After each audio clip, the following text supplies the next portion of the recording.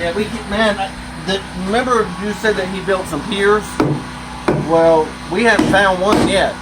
I mean, what he did was take some 4x4s and try to just, put them in there, and they just went in the dirt. So, as a licensed general contractor, what are you working on right now? Basically, is what we're doing is we've got a floor system that has been installed by a non-licensed contractor, and we are coming up with solutions one at a time as we, come across the problem. Yeah. We've got, basically in layman's terms, we've got multiple floor joists that have failed because of improper installation, including one that was cut completely all the way through to allow for plumbing. So what we're doing now is finding our load-bearing points. Okay, we're attaching to those, jacking it up, and allowing. That needs to be screwed in. You got some screws? Yeah. Okay, that's what we're doing. Finding our load-bearing points and basically reattaching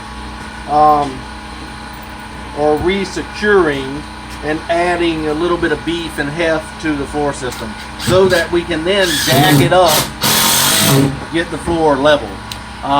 One thing one of the problems is that the walls were built on top of a floor that was jacked up improperly, and so now we're contending with the weight of this wall and the ceiling joist as well. So basically we're trying to jack up the entire house on one side, and in order to do that, you've got to have support, and there was no support that was put in. No screws yet.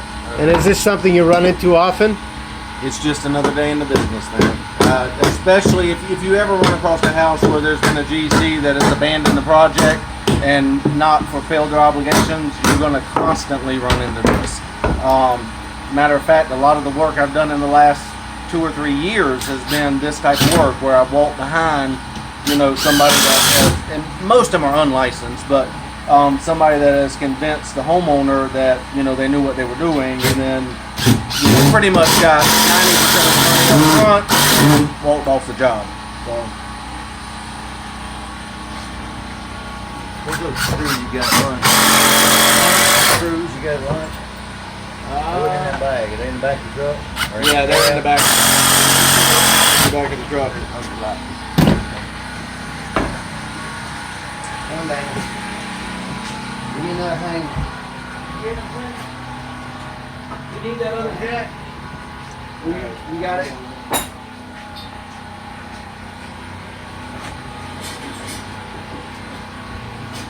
But yeah, now when we finally place our blocks, they'll actually be sitting on a footing, which is pretty much industry standard. But in this house, and in a lot of them, the one I just completed had no footings under the entire house.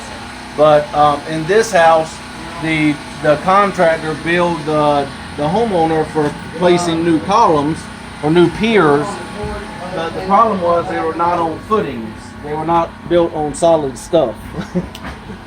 So Put them in a bag somewhere in here. if you look in here, we just placed the footings. We're waiting on those to harden.